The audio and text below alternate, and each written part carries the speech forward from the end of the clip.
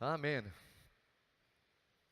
Bueno, vamos a entrar nosotros esta mañana rápido en materia del sermón de esta mañana.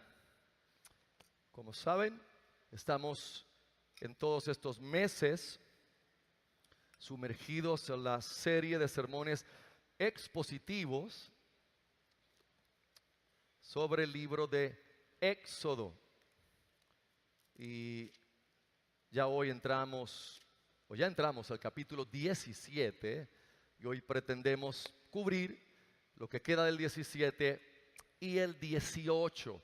Como se dan cuenta, en los libros históricos uno tiene que tomar grandes porciones que representan realmente un pasaje que contiene una idea central que vamos a enfatizar. Es como cuando tomamos las epístolas, que hay más oportunidad para versos, a veces verso por verso, no siempre, pero a veces verso por verso, porque a veces en cada verso hay todo un concepto que explicar. En los históricos tenemos el reto de poder tomar una historia, lo que ocurrió realmente al pueblo de Israel, pero comprendiendo que lo que Dios hizo que llegara a nosotros es para apuntar a Cristo, es para apuntar al Evangelio. Y ese es el reto del predicador. No es dar información teológica, no es ofrecer información técnica sobre lugares y sobre pueblos y sobre mapas. Es que podamos nosotros entender primeramente qué fue lo que se le quiso decir a la audiencia original, qué se le dijo a ese pueblo, pero luego entender cómo eso apunta a Cristo y luego finalmente cómo eso aplica a nosotros que ahora estamos en Cristo. Esa es la labor, de la predicación y la exégesis. Así que en esta mañana el título que hemos dado a esa sección es Dios da forma a su pueblo. Dios da forma a su pueblo, porque eso es lo que vamos a ver. Dios saca al pueblo de Egipto, pero como vamos a ver en unos minutos, realmente esto era una multitud que tenía que ser transformada progresivamente en una comunidad de fe auténtica. Ellos no eran realmente una comunidad de fe. Lo vimos en esos capítulos donde empezaron con las quejas, con las divisiones internas, las divisiones contra el liderazgo, inclusive contra Dios mismo que los saca de Egipto, porque esta gente no era una comunidad de fe que tenían interés el uno por el otro, sino cada cual estaba pensando en su propio beneficio. Así que vamos a leer Éxodo 17, desde el verso 8 hasta el capítulo 18, el verso 27, y leemos la palabra del Señor. Entonces vino Amalec y luchó contra Israel en Refidim. Y Moisés dijo a Josué: escógenos varones y sal a luchar contra Amalec. Mañana yo me pondré en la cumbre de la colina y la vara de Dios estará en mi mano.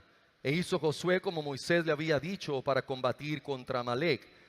Y Moisés, Aarón y Hur subieron a la cumbre de la colina. Y sucedió que mientras Moisés tenía en alto sus brazos, vencía a Israel, pero cuando él bajaba sus brazos, vencía a Amalec. Y como los brazos de Moisés se entumecieran, tomaron una piedra, se la pusieron debajo y se sentó sobre ella. Y Aarón y Hur le sostenían los brazos, uno por un lado y el otro por otro. Así tuvo firmeza en sus brazos hasta que se puso el sol. Y Josué deshizo a Amalec y a su pueblo a filo de espada. Dijo Jehová a Moisés: escribe esto como recordatorio en un rollo y ponlo en conocimiento de Josué. Yo borraré del todo la memoria de Amalec de debajo de los cielos. Y Moisés edificó un altar y llamó su nombre Jehová Nisi, porque dijo: por cuanto una mano fue alzada al trono de Jehová, Jehová tendrá guerra contra Amalec de generación en generación. Y Jetro, sacerdote de Madián, suegro de Moisés, oyó todo lo que Dios había hecho por Moisés y por su pueblo Israel, y cómo Jehová había sacado a Israel de Egipto. Y Jetro, suegro de Moisés, tomó a Séfora, mujer de Moisés, después de haber sido enviada a su padre y a sus 2 hijos. El nombre de uno de ellos era Gersón, porque había dicho: forastero he sido en tierra ajena. Y el nombre del otro era Eliezer, porque dijo: el Dios de mis padres es mi ayuda y me libró de la espada de Faraón. Y Jetro, suegro de Moisés, llegó con los hijos y la mujer de este a Moisés en el desierto, donde había acampado junto al monte de Dios. Y dijo a Moisés: yo, tu suegro Jetro, vengo a ti con tu mujer y sus 2 hijos con ella.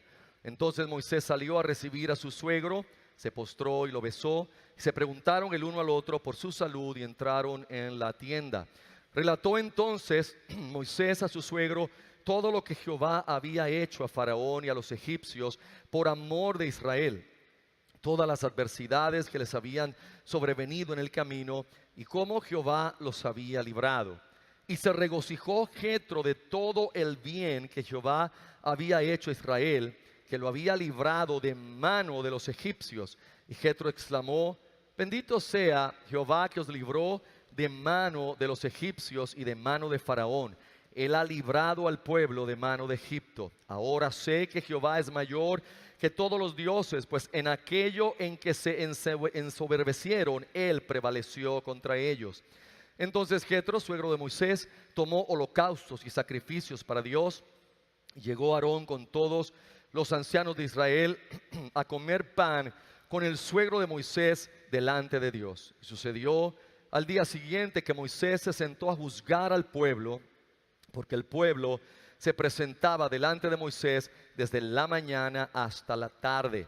Y viendo el suegro de Moisés todo lo que él hacía para el pueblo, dijo: ¿qué es esto que haces con el pueblo? ¿Por qué te sientas tú solo y todo el pueblo se presenta ante ti desde la mañana hasta la tarde? Respondió Moisés a su suegro: porque el pueblo viene a mí para consultar a Dios. Cuando tiene un asunto viene a mí, y yo juzgo entre hombre y su prójimo, y les doy a conocer los estatutos de Dios y sus leyes. Entonces el suegro de Moisés le dijo: no es bueno lo que tú haces. Desfallecerás no solo tú, sino este pueblo que está contigo, porque el asunto es demasiado pesado para ti. No podrás hacerlo tú solo. Oye ahora mi voz, te aconsejaré, y Dios sea contigo. Representa tú al pueblo ante Dios y lleva tú los asuntos ante Dios. Y amonéstalos con los estatutos y las leyes, y hazles saber el camino en que deben andar y la obra que deben hacer.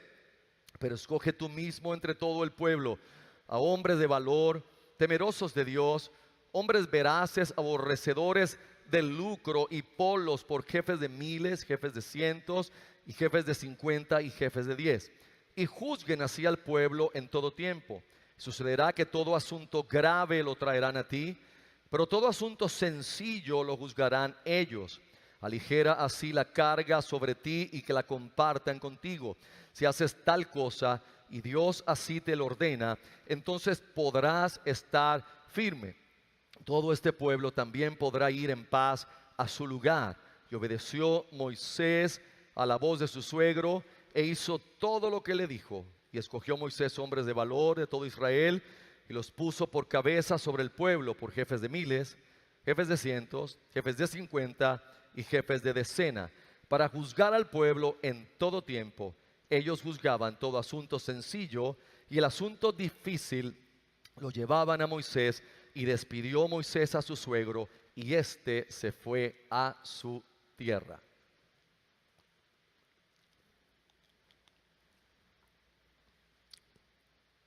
¿Cuántos de ustedes han estado en algún momento de su vida en medio de una multitud de gente? ¿Cuántos han estado en un concierto o en un estadio o en un lugar donde hayan miles de personas? ¿Alguien ha estado ahí? Ok. ¿Se ha sentido totalmente seguro usted en ese lugar cuando hay tanta gente? ¿Ha pensado usted repentinamente, si pasara algo aquí con toda esta gente, cómo se va a desalojar este lugar aquí de manera ordenada? Es importante que nunca confundamos una multitud con una comunidad. Son dos cosas totalmente distintas. Una multitud no es sino gente aglomerada en un lugar, en el mismo sitio, a la misma hora. Pero no representa eso que tengan valores iguales, o no representa eso que el uno está por el otro. Inclusive están juntos en el mismo lugar, pueden ser miles y miles, pero cada uno quizás está viviendo en su individualismo y cada uno está allí buscando satisfacer necesidades propias. Por eso, a la hora de que ocurra algo, no está pensando nadie en el otro, sino está pensando en la frase que usamos: sálvese quien pueda. Cada cual va a tratar de salvar su propia vida. Nadie está pensando en esa multitud, en la comunidad, en el bien común. ¿Qué va a pasar con toda esta gente? No, ¿qué va a pasar conmigo si aquí hay un incendio o si ocurre algo y haya que salir corriendo? De hecho, eso, cuando estaba pensando en cómo introducir el tema, me recordó en mi juventud temprana. Estaba en un juego de baloncesto hace muchos años atrás, cuando tenía 17 años. Estaba en Carolina, el pueblo donde nací.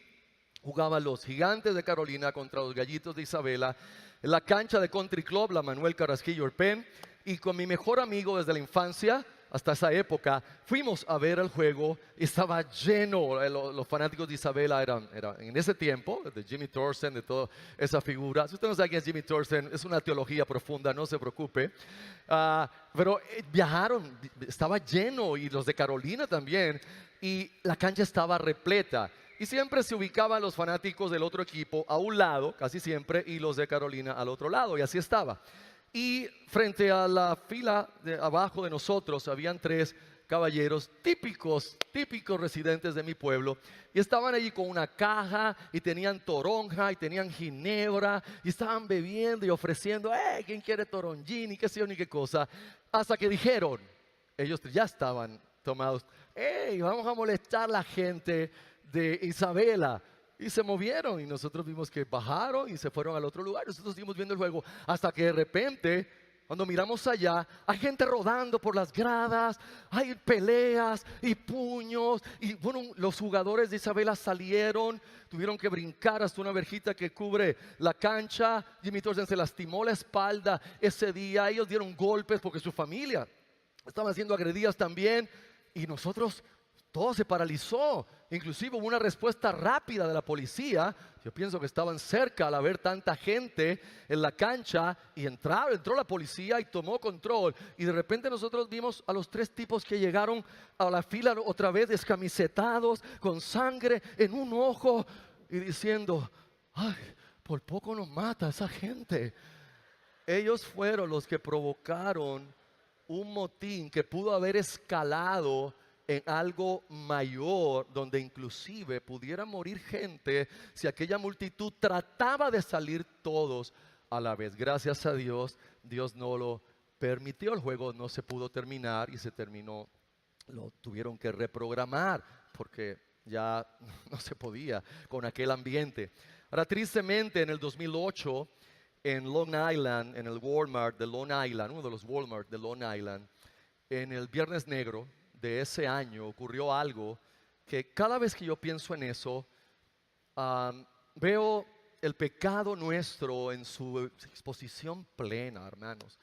Cuando abrieron las puertas de Walmart, había una multitud esperando comprar, ya usted sabe, los televisores marca Oncayo, Chuchinitsu, por unos dólares.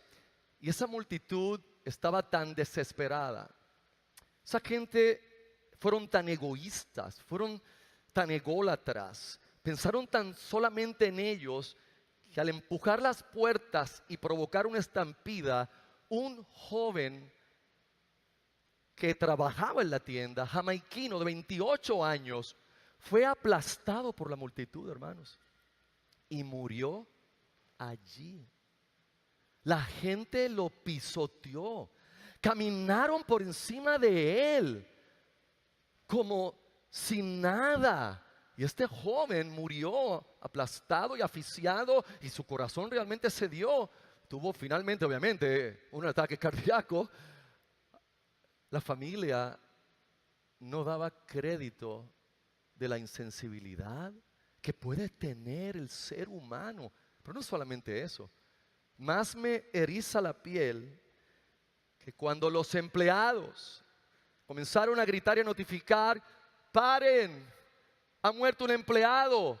La gente dijo: ¿qué me importa? Yo vine a comprar. Y siguieron comprando sus aparatos electrónicos. ¿Usted puede creer algo así, hermano? ¡Wow!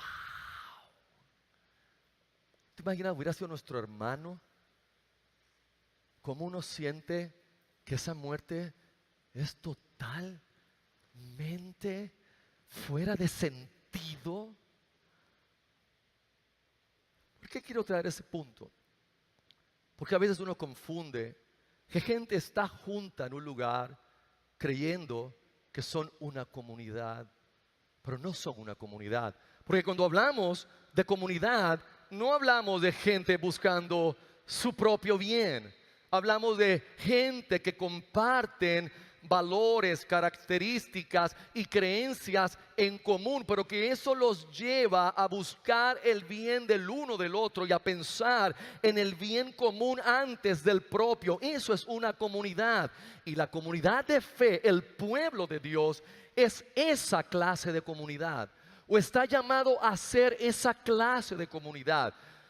Y lo que en esta mañana, la aplicación, aparte de la que vamos a hacer a Cristo, que es la más importante, pero la aplicación práctica la adelanto para que la vaya ya pensando cuando lleguemos allá al final, la tenga ya reflexionada. Somos en Torre Fuerte una multitud o una comunidad. ¿Qué es lo que somos aquí?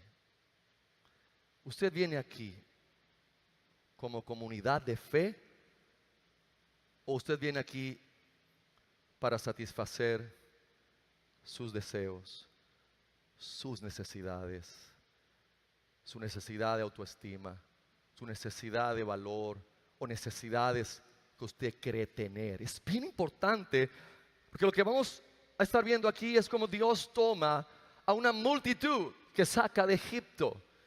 Y poco a poco, progresivamente, el deseo de Dios es convertirla en su pueblo realmente. Ellos podrían llamarse pueblo de Dios porque genéticamente venían de Abraham. Pero pueblo de Dios no es solamente el que genéticamente lo es, sino aquel que está bajo la cruz, bajo la sangre de Cristo y que realmente camina conforme al pacto de Dios. Y no todo israelita realmente caminaba en el pacto que Dios hizo con ellos. Por lo tanto, Dios trabaja con ellos, y aquí solamente vamos a ver los primeros distintivos de lo que Dios va a comenzar a hacer con ellos. Luego el distintivo más grande será la ley que Dios trajo sobre ellos, porque esa ley separó a ese pueblo como un pueblo único sobre la faz de la tierra. Ningún otro pueblo tenía una clase de ley como esta, que cubriera los aspectos de la vida como esta ley divina los cubría. Hoy, en la actualidad, aunque los escépticos quieran negarlo, los ateos quieran negarlo, mucho del gobierno y mucho de los códigos civiles salen de los 10 mandamientos, salen de la ley de Dios, salen de los mandamientos que Dios dio, porque Dios quería, y su propósito ha sido siempre, que su pueblo sea luz a las naciones, sea un faro de luz en la faz de la tierra, que vivan para glorificarlo a Él, pero que alumbren a las naciones por la forma en que viven. Para eso hay que ser realmente una comunidad. Y en el pasaje de hoy eso es lo que estamos viendo, eso es lo que vamos a ver. Estos dos eventos nos van a resaltar unos distintivos que el pueblo de Dios debe tener si va a pasar de ser multitud a ser una verdadera comunidad. Y eso en su aplicación es toda para nosotros. Recuerde que la historia de Éxodo es nuestra historia. Dios nos saca de la esclavitud del pecado y nos tiene ahora como su pueblo peregrinando hasta entrarnos a la herencia prometida, al cielo y a todo lo que Cristo ha ganado para nosotros. Por lo tanto, en los primeros 16 versos, del 8 hasta el 16, verso 8 hasta el 16, vamos a ver un encuentro interesantísimo. Es la primera vez que Israel tiene que enfrentar un enemigo aparte de lo que pasó en Egipto. La primera vez, ese es el primer enemigo que sale contra ellos. Obviamente habían enfrentado su propio enemigo interno, ellos mismos, sus murmuraciones, sus quejas, pero ahora estaban enfrentando guerra. Amalek se levantó para pelear contra ellos. Es un nuevo escenario. Ellos se libraron de los egipcios y en aquella ocasión no tuvieron que pelear físicamente, porque aquello representa la salvación, y la salvación es solo por gracia a través de la fe. Pero en esta ocasión va a haber un escenario diferente, va a haber un escenario dual. Moisés en el monte haciendo algo de carácter espiritual, pero Josué en la batalla haciendo algo de carácter físico, accionando físicamente la batalla. Eso es muy importante. Eso va a representarnos a nosotros realmente la conjunción entre la soberanía divina y la responsabilidad humana. Dios es soberano, pero usted y yo somos responsables. Dios soberano actúa, pero nosotros también tenemos que actuar en la gracia de Dios conforme a lo que Él nos permite hacer. Ahora, ¿quiénes serán esta gente? Amalek, o los amalecitas, ahí se les llama por el nombre del patriarca de Amalek. Esta gente en ese momento histórico no eran una nación gigantesca, eran más bien un grupo de tribus nómadas que se dedicaban básicamente, mire cómo vivían. Ellos se dedicaban a hacer esto que hicieron aquí, atacar a personas que llegaban a esa parte del desierto, cansados del camino, ya debilitados, probablemente con poca agua, con pocas fuerzas. Atacarlos, ¿para qué? Para quitarles lo que tuvieran y para ellos vivir del botín. Así que esta gente eran saqueadores, se dedicaban al saqueo. Y además de esto, si vamos a ver genéticamente, ya ellos tenían una trifulca con Israel. Ya tenían una trifulca con este pueblo, porque Amalek era nieto de Esaú. Y si usted hace memoria, Esaú y Jacob, los hermanos que nacieron, pero Dios le dio la primogenitura a través de toda una historia que usted debe leer, a Jacob y no a Esaú, que nació primero. De hecho, Jacob robó la primogenitura, pero Dios en su soberanía estaba trabajando en eso. Y de ahí en adelante esos pueblos fueron enemigos. Esa gente que tenía la historia de que Jacob robó la primogenitura de Esaú, tenían esto en su cabeza, en sus genes, y no se sabe si ellos estaban claros que estos eran los israelitas, pero los atacaron, y los atacaron malamente, porque no los atacaron de frente. Ellos no vinieron de frente a decir, ok, vamos a hacer guerra. No, la Biblia nos dice más adelante, Moisés haciendo su recopilación, recuerde que los primeros 5 libros cuentan la misma historia, no son 5 libros de cosas diferentes. El Pentateuco, los primeros 5 cuentan la misma historia, la historia de cómo Dios saca al pueblo de Egipto y lo entra a la tierra prometida y le da su ley. Y Moisés, tomando y recordando esa historia en Deuteronomio 25, dice, verso 17, recuerda lo que te hizo Amalek en el camino cuando salisteis de Egipto. Eso no lo dice aquí en la historia de Éxodo, eso está acá en Deuteronomio. Cómo te salió al camino, y mira qué cobardía, y acuchilló a los rezagados, eso se llama la retaguardia, los que van atrás, entre los tuyos, a todos los débiles que se atrasaban. Entre esos débiles en la retaguardia siempre estaban mujeres, niños y la gente anciana, o los más lentos o debilitados. Estando tú fatigado y cansado, y no tuvo ningún temor de Dios. Por tanto, cuando Jehová tu Dios te haya dado descanso de todos tus enemigos alrededor, en la tierra que Jehová tu Dios te da por heredad, para que la poseas, borrarás la memoria de Amalek de debajo de los cielos. No lo olvides.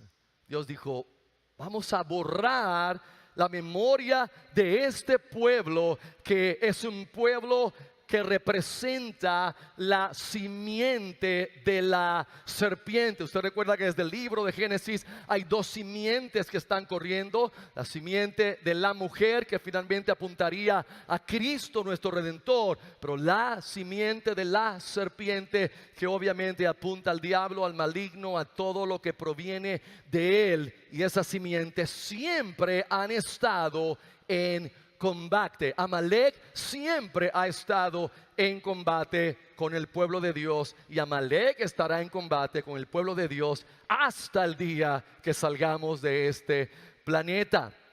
Así que ya vimos el escenario. Ahora hay una estrategia. Es una estrategia interesante, una estrategia rara.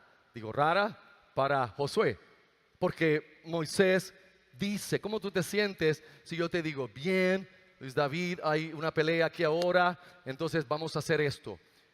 Tú vas a ir a pelear con el hombre, y mientras tú peleas, yo voy a estar aquí con las manos levantadas y la vara levantada. ¿Qué pensaría Josué?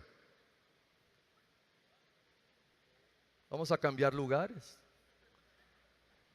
Yo puedo levantar la vara y tú vas y peleas. ¿Qué estrategia rara?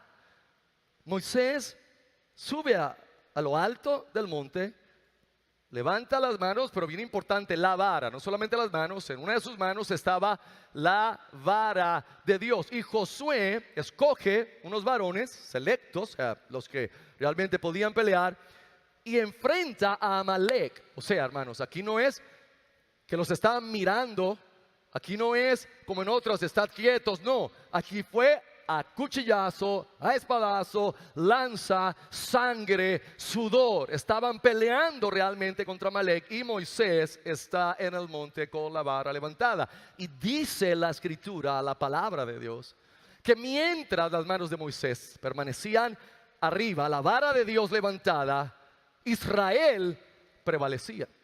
Pero cuando Moisés se le cansaba las manos, que obviamente se le iban a cansar las manos, no estamos hablando de 5 o 10 minutos, estamos hablando probablemente de una batalla que dura algunas horas. Cuando Moisés bajaba las manos, entonces Amalek comenzaba a tener ventaja en la batalla. Y obviamente 2 más 2 son 4. Aarón y Hur no tardaron en ver abajo, acá, ok, hay que hacer algo. Lo sientan, les suben las manos ellos a Moisés, y ahora Israel sigue prevaleciendo hasta que Israel, la palabra que usa aquí es deshizo, pero realmente es que derrotó en esa batalla totalmente a Amalek. Les derrotó, los puso en huida. Esta gente tuvo que salir corriendo y no pudieron con Israel ese día. Ahora es bien importante pensar qué es lo que enfatiza aquí el texto bíblico. ¿Cuál es la distinción? ¿Qué distinción es la que Dios hace ver que Israel tuvo y que iba a tener por el resto de su vida, que le podía ser diferente de otros pueblos?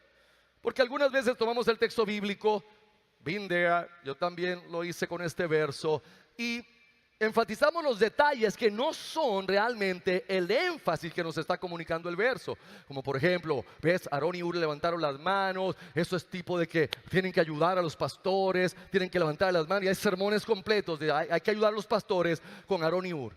Y eso no está mal, no estamos diciendo que eso está mal ni que eso es herejía. Eso está bien, pero no podemos decir que eso es interpretar el verso con honestidad y con claridad. Porque aunque eso está ahí, y uno podría sacar una moraleja de eso si quiere, el énfasis no está en eso. ¿Qué representa la vara de Dios? Piénselo. ¿Qué fue lo que Moisés hizo con esta vara? Desde que Dios comenzó a trabajar con él la vara, y échala y se convierte en serpiente, y toca las aguas del Nilo y levántala, aquí se abre el mar, y levántala y cierra el mar y cubre a tus enemigos. ¿Qué es lo que representa esa vara realmente? Es el poder de Dios y la autoridad de Dios. Por eso se le llama la vara de Dios en ocasiones, como en ese pasaje. Moisés subió con la vara de Dios, porque representa el poder de Dios. Entonces, ¿cuál es el distintivo, hermanos, del cual estamos hablando? El distintivo que hablamos entonces es que el pueblo de Dios depende del poder de Dios, de la presencia de Dios para poder ser una comunidad verdadera de fe. No podemos depender de nuestra fuerza, de nuestra sabiduría, de nuestro conocimiento. La Biblia es clara, el proverbista es claro en decir que no nos apoyemos en qué, en nuestra propia prudencia. La Biblia es clara desde el Antiguo, el Nuevo Testamento en mostrarnos que de Dios es el poder, hermanos. El poder realmente no es nuestro. Yo recuerdo años atrás cuando me criaba en la iglesia carismática, o sea, me refiero a pentecostal, era mucho énfasis con el poder. Yo tengo el poder, Dios dame poder. Era como si fuera yo el que debo tener el poder. Yo le llamaba la teología de He-Man. ¿Alguien se acuerda de He-Man? ¿No se acuerdan?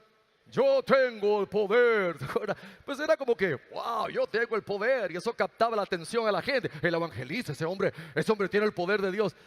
Hermanos, todo esto lo que apunta es a que de Dios es el poder. Quien es poderoso, hermanos, es Dios. Quien tiene todo el poder es Él. Salmista, en el Salmo 62, el verso 11, nos dice: una vez ha hablado Dios, dos veces he oído esto, que de Dios es el poder. Y lo que estaba mostrando Dios en esta escena un poco extraña en una parte es que Dios tiene el poder para que su pueblo prevalezca. Mientras la vara de Dios estaba levantada ante Dios, el pueblo prevalecía, en señal de que no es la habilidad del pueblo. Josué era tremendo guerrero, y aquí se está aprovechando también el texto bíblico para hacer la introducción de quien tomaría el cargo después de Moisés. Un hombre valeroso, un hombre realmente íntegro, un hombre esforzado y valiente, y Dios le tuvo que repetir bastantes veces que fuera esforzado y valiente, y un hombre que le tocaría la encomienda difícil de llevar a esta gente a la tierra prometida, conquistar realmente a los reyes que estaban allí. Así que Josué era poderoso guerrero, pero Dios estaba demostrando, no es por la habilidad de esta gente, no es por la fuerza de esta gente, no es por la estrategia humana que ellos han desarrollado. La victoria en la batalla viene solo por el poder de Dios. Ese es distintivo del pueblo de Dios. Nosotros no dependemos de un sistema corrupto afuera. El pueblo de Dios depende del poder y la providencia del Dios Todopoderoso.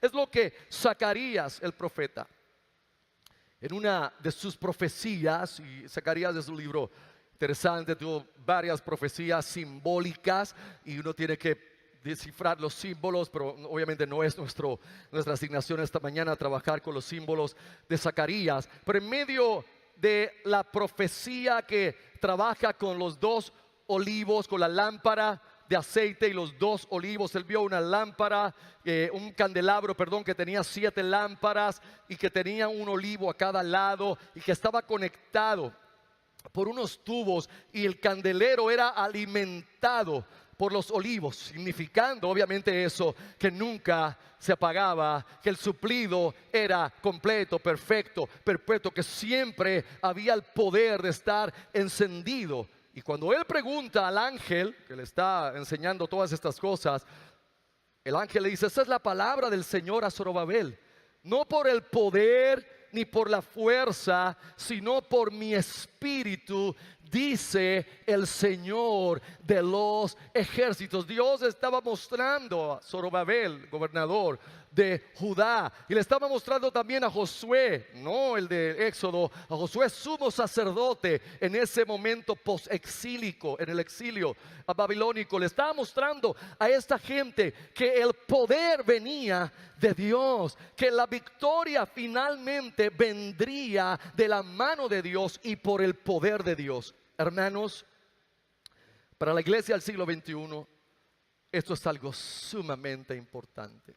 Y le voy a explicar por qué. No es difícil.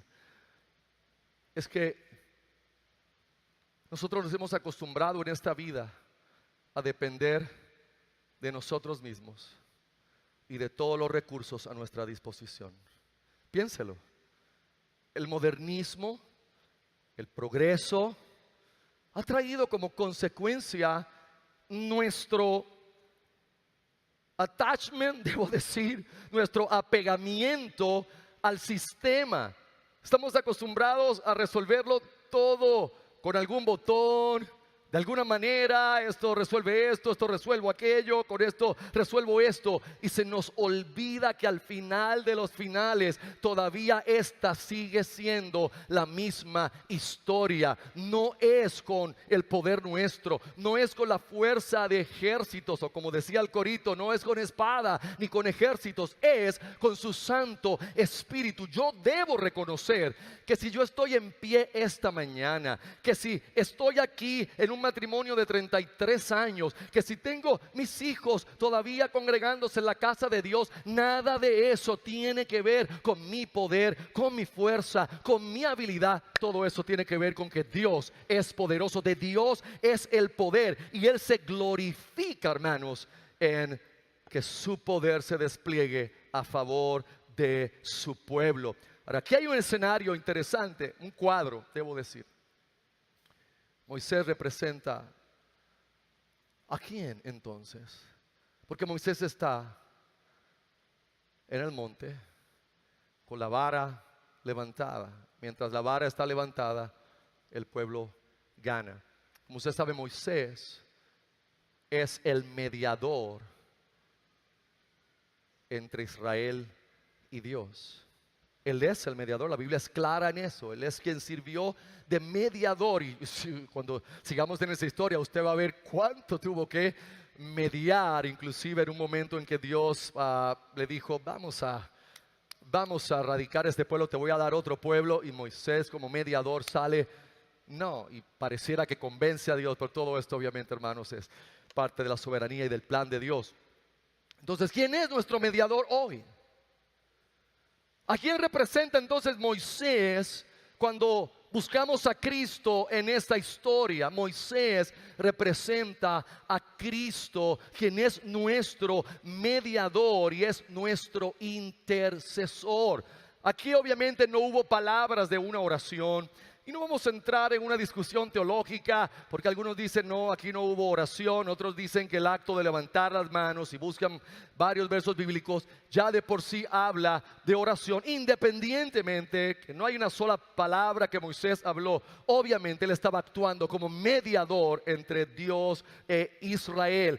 Y Cristo es nuestro mediador. Lo único, hermanos, que nosotros tenemos la bendición gloriosa de que a Cristo nunca se le cansarán las manos, sino que Él vive eternamente para interceder por nosotros. Y si hay algo que nos debe animar en la vida, cuando estamos pasando tribulaciones, cuando estamos enfrentando pruebas, cuando estamos desalentados, no es que el pastor esté orando por mí, no es que el hermano esté orando por mí, no es que alguien, gloria a Dios, es importante. Pero yo debo levantarme todos los días sabiendo que Cristo está a la diestra del Padre y Él está intercediendo por ti y por mí. Y eso debe animarme, porque Él realmente es el gran intercesor. Pero no solamente Moisés apuntaba a Cristo. En Hebreos 7, quiero leerle ese verso, pero a causa, 7:24, pero hablando de Cristo, a causa de que permanece para siempre, tiene su sacerdocio intransmisible, por lo cual puede salvar perpetuamente a los que por medio de Él se acercan a Dios, viviendo siempre para interceder por ellos. Tienes a Moisés acá, pero tienes a Josué en el campo de batalla. ¿A quién representa Josué? Si Moisés representa a Cristo, ¿a quién representa Josué? Josué también representa a Cristo. Aquí tenemos un cuadro con una doble representación de tipo y sombra hacia lo que sería el ministerio de Cristo. Moisés representándolo como el mediador, el intercesor que eternamente vive para interceder.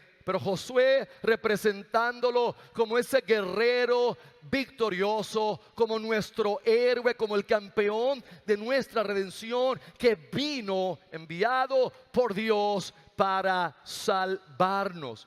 Es por eso que me encanta de la profecía de Sofonías.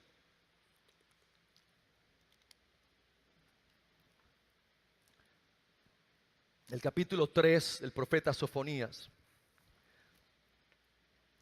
Él dice: Jehová ha apartado tus juicios, ha echado fuera tu enemigo.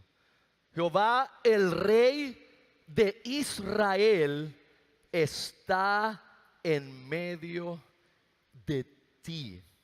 Jehová. ¿Recuerdan cuando enseñamos Éxodo 3?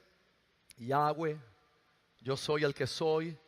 Si usted va al Evangelio según Juan, usted encuentra 7 veces que Cristo se identificó a sí mismo con el yo soy del Antiguo Testamento. Yo soy el pan de vida, yo soy la resurrección y la vida, yo soy la puerta de las ovejas, yo soy el camino, la verdad y la vida. 7 veces que Jesús proclamó que Él era el yo soy del Antiguo Testamento, que el que lo veía a Él había visto al Padre, como se le dijo a Felipe cuando hizo la pregunta, el rey de Israel. ¿Qué fue lo que le pusieron a Jesús de Nazaret como título sobre la cruz en que lo mataron aquel día? Que le pusieron Jesús Nazareno, rey de los judíos. Sofonías declara: Jehová, rey de Israel, está en medio de ti. Nunca más temerás el mal. Y obviamente nosotros llegará un día donde nunca más temeremos el mal, por lo que nuestro héroe, nuestro guerrero victorioso hizo en la cruz del Calvario perfectamente. Verso 16: en aquel día se dirá a Jerusalén: no temas, oh Sión, ni se debiliten tus manos. Jehová tu Dios, o sea, tu rey, Jehová tu Dios está en medio de ti. Es héroe que salva. Otras versiones dicen poderoso. Él salvará, es héroe que salva. Se gozará en ti con alegría y te renovará su amor y se regocijará contigo con cánticos de alabanzas. Hermano, usted y yo debemos entender que muchas veces nuestro gozo es poco en la salvación, que los problemas nos abruman, que quitamos los ojos continuamente de lo eterno y que no vivimos realmente en un gozo por la salvación. Los ángeles de Dios que no conocen de primera mano esta salvación, la Biblia dice que se gozan, que se deleitan y que saltan aún de gozo cuando un pecador viene en arrepentimiento, porque el cielo sabe la grandeza de la salvación, el cielo conoce el poder de la salvación. Y Dios mismo se goza con alegría en el plan que Él ha hecho. No es que Dios hizo un plan refunfuñando. No es que Dios hizo un plan no, Dios hizo un plan y Él se regocija en el plan que hizo. Se regocija en los que Él ha elegido. Se regocija en los que Él ha salvado. Y renueva nuestro amor o calla de amor, como dicen otras versiones. Cuando tuvieron la victoria, Dios dio otra orden.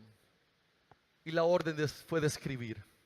Es la primera vez que se ordena escribir lo que va a ser la palabra de Dios, lo que va a ser la escritura. Es la primera vez en el texto bíblico que se pide: escribe lo que te voy a decir ahora, escribe esto, lo que indica que eso es sumamente importante. Este es el verso 14. Es claro que estamos hablando de la importancia de la palabra de Dios, la importancia de la escritura. Dijo Jehová a Moisés: escribe esto como recordatorio en un rollo y ponlo en conocimiento de Josué. Yo borraré del todo la memoria de Amalek de debajo de los cielos. ¿Qué estaba haciendo Dios? ¿Qué ha hecho Dios? Su palabra. Dios se ha revelado a sí mismo y ha revelado quién es Él. y ha revelado su plan de salvación sobre nuestras vidas, hermanos. Y por eso se escribió esto. Y uno dice, pero a Josué. Pero es que Josué, si alguien sabía lo que pasó, fue Josué. Porque Moisés estaba con la vara allá arriba, pero Josué fue el testigo de los espadazos, de las heridas, de los gritos, de los alaridos, del dolor, de los que cayeron. Si alguien podía recordar eso, era Josué. Sin embargo, Dios le dice a Moisés, escribe esto, que voy a borrar la memoria de Amalek, y escríbelo para que Josué recuerde esto, hermanos. Yo le quiero decir a usted que es importante que todos los días usted y yo volvamos a lo que está aquí escrito. ¿Por qué Dios hizo esto con Josué? Porque Amalek volvería a atacar. Porque después de Amalek vendrían otros muchos enemigos que Josué y el pueblo tendrían que enfrentar.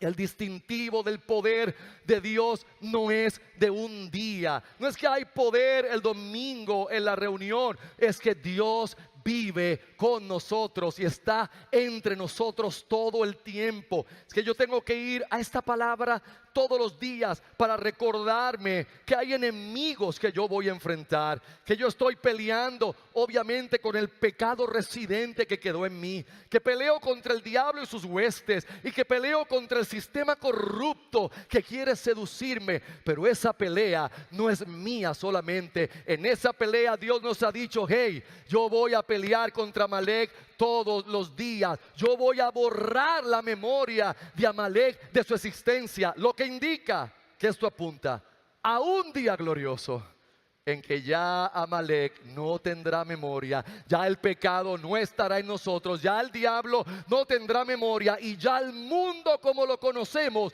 ya no tendrá memoria. Estaremos con Dios, con Cristo por la eternidad y hasta la eternidad. Esto representa la victoria perfecta y absoluta de Cristo, hermanos, en la cruz del Calvario. Pero ¿cómo un creyente podría vivir dependiendo del poder de Dios si no entiende que ese poder lo obtenemos cuando informo mi alma con lo que Dios hizo por mí, con lo que Cristo hizo por mí? La respuesta de Moisés fue de adoración a Dios. Los salvados siempre vivirán dando gloria y adoración al Salvador. Moisés preparó un altar y declaró que el nombre de ese lugar era Jehová Nisi. El Señor es mi estandarte. El Señor es mi bandera. ¿Qué hicimos nosotros, la iglesia? Pues cogimos banderitas de colores y dijimos que esto es el estandarte, pero eso no tiene que ver. De hecho, aunque para nosotros un estandarte implica tela, definitivamente, pero en este caso el estandarte a que se refería era la vara de Dios levantada en la presencia de Dios. Ese era el estandarte que se había levantado ese día. Jehová Nisi, el Dios que es nuestra bandera, el Dios que es nuestro estandarte. ¿A quién apunta eso? Eso apunta también a Cristo Jesús, aquel que es nuestro estandarte, aquel que es la bandera de nuestra salvación. De hecho, el profeta Isaías, en el capítulo 11 y el verso 10, 11:10 de Isaías, dice en su profecía: aquel día que las naciones buscarán a aquel que es la raíz de Isaí. Es una profecía directa del Mesías, la raíz de Isaí, el cual estará en pie como estandarte a los gentiles, estará en pie como una señal, como una bandera. Los estandartes en las guerras eran usados para varias cosas, entre ellos para representar al ejército, su poderío, lo que tenían, pero también para hacer señales a las propias tropas en medio de la batalla. No habían walkie-talkies, no había comunicación, satelital ni Bluetooth, había que hacerlo por señales. Y Jesús ha sido la señal del cielo. Jesús ha sido el prodigio que el cielo envió. Oh, hermanos, cada rato gente pregunta: ¿dónde están los milagros del libro de los Hechos? ¿Dónde están los enfermos que se sanan? Mira, hermano, yo no sé dónde está eso, pero yo le puedo decir que el milagro más grande, el milagro, la señal más prodigiosa, no es que un cojo salte, no es que un sordo oiga, es que Cristo fue a la cruz y dio su vida por pecadores que no lo merecen. Usted quiere un milagro grande, ese es el milagro más grande de todos, hermano. Oh, la promesa de Dios, hermano, nos debe dar aliciente. No importa cuántos ataques del maligno usted esté enfrentando. No importa si hoy te sientes débil, si te sientes abrumado en la batalla. ¿Quién puede negar que hay días y hay temporadas donde en esta batalla contra el pecado uno se siente aplastado y a veces parece que vencido, pero no es la realidad? Los únicos que niegan eso son los que se justifican a sí mismos. Los únicos que niegan eso es la gente fariseica que tratan de con sus obras ganar el favor de Dios. Todo creyente que vive en la gracia de Dios y en la fe de Dios sabe que tenemos días donde pareciera que nuestra debilidad es demasiado grande. La esperanza ciertísima es que Dios ha dicho que Él estará peleando contra Amalek de generación en generación. No estamos solos. El pueblo de Dios se distingue por el poder de Dios, porque Dios está con nosotros. Dios está con su pueblo. Segundo, punto número 2, que podemos ver como distintivo en este pasaje que acabamos de leer. ¿Qué otro distintivo hay que hable del pueblo de Dios pasando de ser multitud a una comunidad de fe? Oh, hermanos, y obviamente es el Evangelio. El Evangelio es lo que comunica realmente que hemos comprendido la gracia de Dios en la salvación y que ahora como pueblo de Dios comunicamos el Evangelio a otros. Y uno dice: ¿dónde vemos el Evangelio ser comunicado? Aquí.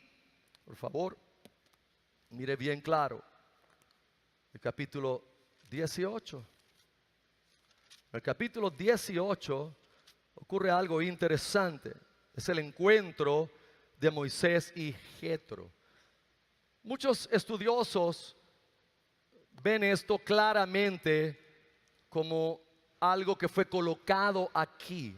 Algunos piensan que no necesariamente en orden cronológico, sino que se colocó aquí. Es obvio que se quiso colocar antes de hablar de Sinaí y de la ley que Dios le entregaría al pueblo. Esto era algo importante y se colocó aquí. Por eso ambos capítulos, ambos pasajes, del 17 y el 18, quedaron de esa manera. En la Biblia no hay nada, hermanos, que esté colocado de una manera incorrecta o esté colocado sin un propósito.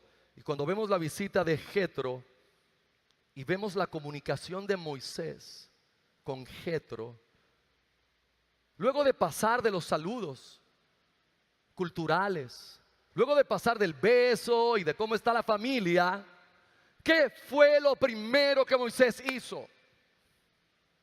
¿Qué fue lo que Moisés hizo con su suegro, sacerdote de Madián, Jetro?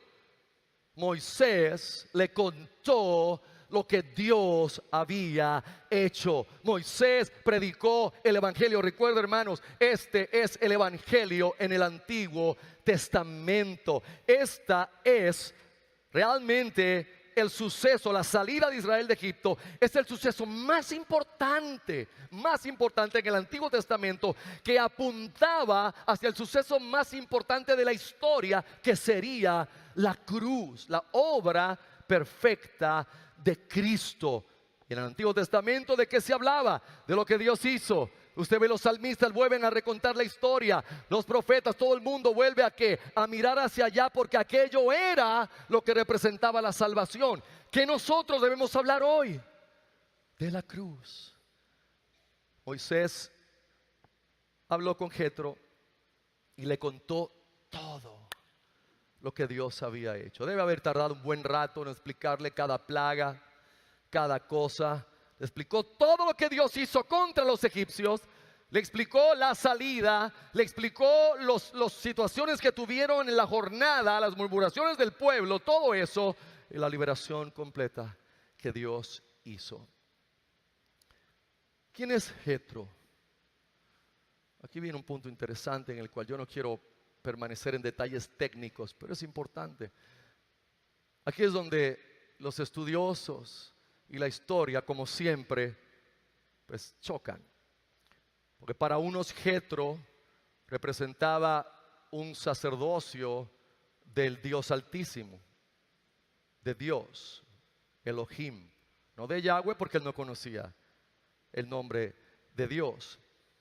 Pero es interesante y yo me inclino más con el otro pensamiento, porque cuando uno hace un estudio de los madianitas no eran un pueblo piadoso, eran paganos y eran adoradores de ídolos, adoradores de otros dioses. Y la Biblia nos dice que Jetro era sacerdote de Madián. No especifica qué clase de sacerdote era, pero especifica que era sacerdote de Madián. Y cuando Moisés le predica a su suegro las buenas noticias, el evangelio, hay una reacción en Jetro que nos da a entender que él no conocía que Jehová era el único Dios verdadero.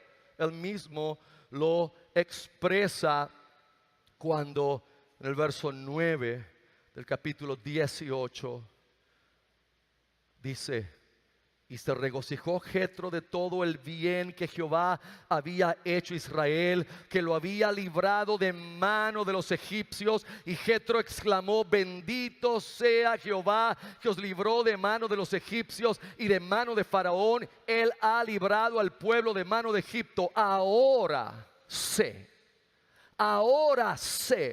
que Jehová es mayor que todos los dioses, pues en aquello en que se ensoberbecieron, él prevaleció contra ellos. La reacción de Jetro al evangelio es el conocimiento de que Jehová es mayor que todos los dioses, lo que implica que Jetro tenía el conocimiento de otros dioses, pero ahora estaba reconociendo que el Señor, Él es mayor que todos.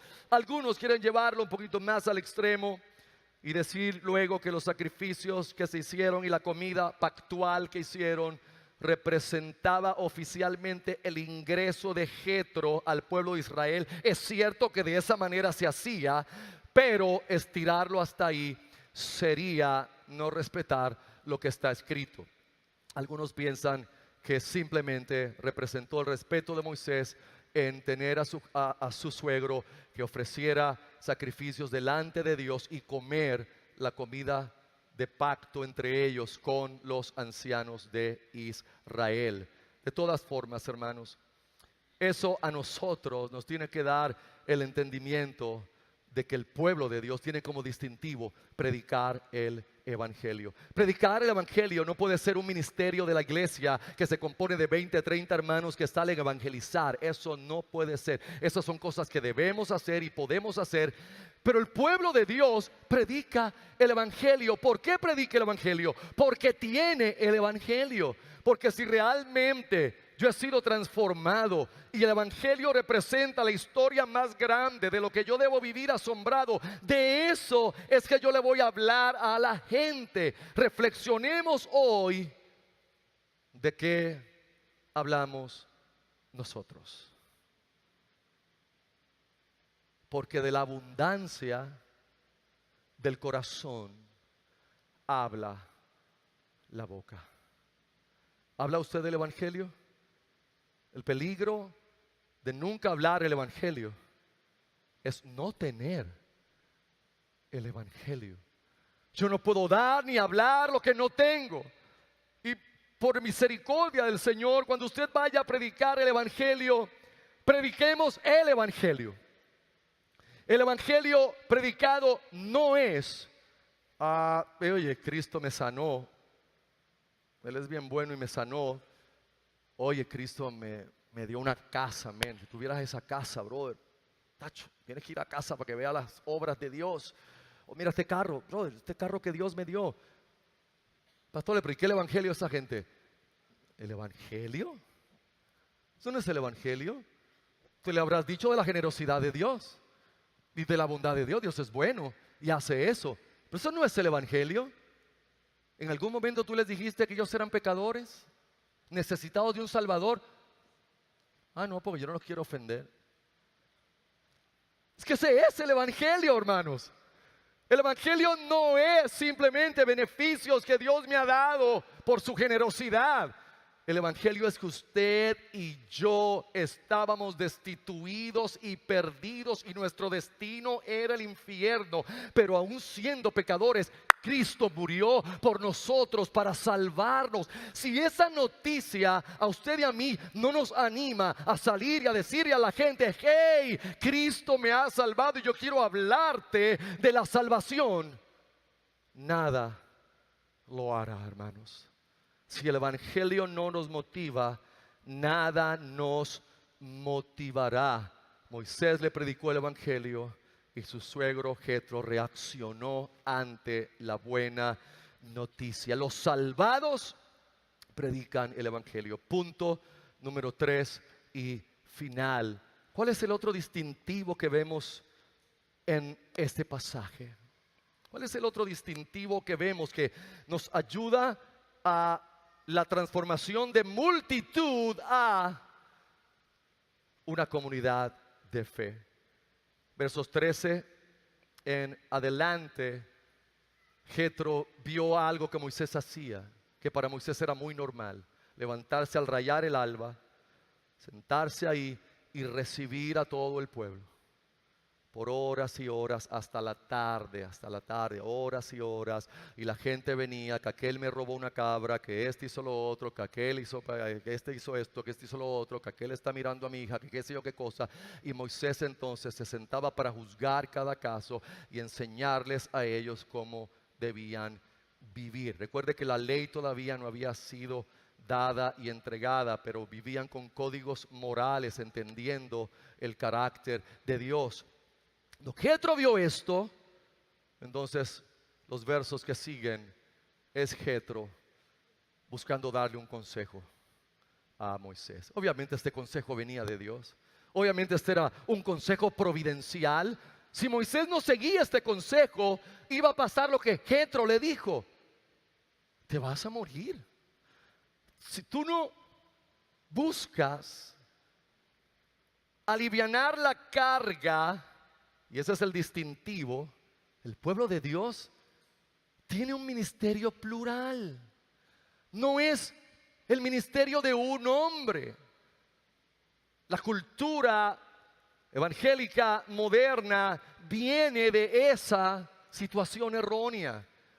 Viene de esa situación de los pastores estrellas, que parecíamos estrellas de rock, que la gente adoraba y seguía y aclamaban porque eran ellos los que hacían las cosas. Hermanos, nunca fue la idea de Dios que eso fuera así. Siempre la idea de Dios es que haya un ministerio plural. La multitud no interesa un ministerio plural, porque la multitud está interesada solo en su propia cosa. La comunidad de fe anhela poder ministrar unos a otros, poder compartir la carga unos con otros, poder hacer el ministerio con los dones y las gracias que Dios ha repartido a cada uno, que difieren en cada uno. Y por eso el consejo de Jetro fue simple. Fue simple, pero esto ha seguido a los gobiernos hasta de las naciones. Fue simple: tienes que compartir la carga. Y la carga la compartes de esta manera. Tú, como líder principal, Moisés, tienes que concentrarte en unas cosas. Es simple. Tienes que concentrarte en orar e interceder por el pueblo. Presenta al pueblo delante de Dios. Eso es lo que tienes que hacer. Tú ve y presenta al pueblo ante Dios. Preséntales en oración, preséntales en intercesión. Y segundo, enséñales y amonéstales con los estatutos del Señor. Ese es el consejo que él le dio. Después de tú hacer eso, entonces viene escoger a otros líderes calificados. Y si usted lee bien, hermanos, verso 21, las calificaciones de los líderes eran calificaciones morales. Si usted no mira, morales. ¿Qué fue lo que hizo la iglesia? Nosotros hemos equivocado la aplicación de todo esto y lo hicimos al revés. Nosotros dijimos, busquemos a los talentosos, busquemos a los que están llenos de dones y gracias, que el carácter moral lo desarrolle luego. No, es al revés. Busquemos a los que tienen un carácter desarrollado y los talentos los desarrollan en la marcha. Los dones los desarrollan en la marcha, porque el carácter que Dios les ha dado los sostendrá en la marcha. Pero los talentosos sin carácter caerán en sus propios pecados y traerán escándalo en medio del pueblo. Hombres de valor, temerosos de Dios, hombres veraces o íntegros, hombres veraces que aman la verdad. Y cuarto, aborrecedores de lucro o que no aceptan soborno o que no hacen lo que hacen simplemente para obtener ganancia de los demás, que no ven a la gente como un medio para obtener algo, sino para servir. ¿Cómo se aplica eso a la iglesia cristiana? Hermanos, eso se extrapoló virtualmente al Nuevo Testamento. ¿De dónde usted cree que Pablo toma para escribirle a Timoteo y a Tito y decirles, mira, cuando vayas a establecer ancianos, estas son las cualificaciones que deben tener los ancianos? Usted lee ambos capítulos, y todas las calificaciones de los ancianos son morales menos ser aptos para enseñar. El único don y gracia que Pablo le dijo, que sean aptos para enseñar. El resto son calificaciones de carácter moral, hermanos. Realmente este es un distintivo de la comunidad de fe. Reflexionemos en lo que hemos escuchado esta mañana. Somos nosotros en Torre Fuerte, Iglesia de la Ciudad, una multitud o una comunidad de fe auténtica. Reflexione unos minutos en eso. Pero no reflexione en su vecino, reflexione en usted. ¿Quién es usted aquí hoy? Esta mañana, ¿quién es usted aquí? Usted es parte de una multitud. Usted vino hoy por sus propios intereses. O usted viene porque es parte de una comunidad de fe. Porque te interesa el bienestar general de esta iglesia. Porque te interesa el bienestar de los otros antes que el tuyo propio. Nos reunimos en un mismo lugar, pero seguimos gobernados por el individualismo y el egoísmo. Reflexionemos. Podemos estar aquí juntos 2 horas y media, juntos, pero realmente es el individualismo lo que me gobierna. Es mi egoísmo lo que me sigue consumiendo, aún viniendo, entrando y saliendo de aquí. Porque eso no es una comunidad de fe. Eso es una multitud. ¿Qué distintivos bíblicos de los que hoy hablamos usted podría identificar que en Torre Fuerte progresivamente han venido a transformarnos de multitud a comunidad? Pero de esos, ¿en cuáles usted se ha sumergido? ¿En dónde está usted hoy? De esos distintivos, ¿cuáles usted vive y practica dentro de esta comunidad? ¿En qué estatus se encuentra hoy usted entre nosotros? ¿Es un miembro de la comunidad, pero un miembro solamente en papel, porque no es activo? porque no funciona, porque nunca sirve a las necesidades de la iglesia, porque su vida no está rendida en la comunidad de fe para glorificar a Dios, pero para servir unos a otros y extender el evangelio. ¿O está usted en un estado de status quo en el cual ha decidido, sin saberlo, permanecer como multitud y nunca ser transformado en comunidad de fe?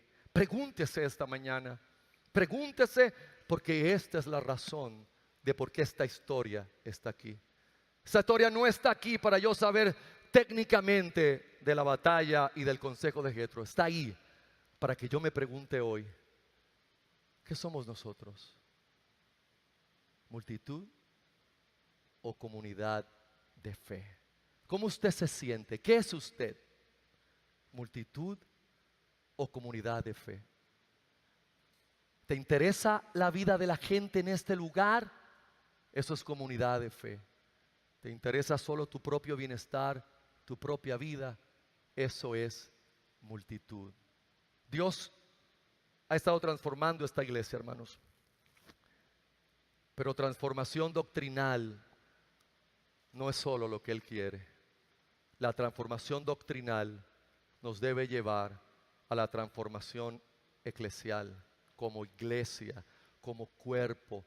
Nuestra oración es que Dios transforme esta multitud en una comunidad de fe. No somos tontos como para pensar que eso va a ocurrir en meses o en unos años. Es probablemente que nosotros comencemos y la próxima generación tome los frutos de esto. Pero yo les suplico hoy, como el anciano mayor entre iguales, el pastor principal entre los demás, yo les suplico hoy, hermanos, que reflexionen esto. Reflexiónelo, por favor. Reflexiónelo.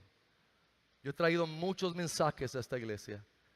Esta mañana ha sido uno de los más difíciles de predicarles, más difíciles de que llegara a ustedes.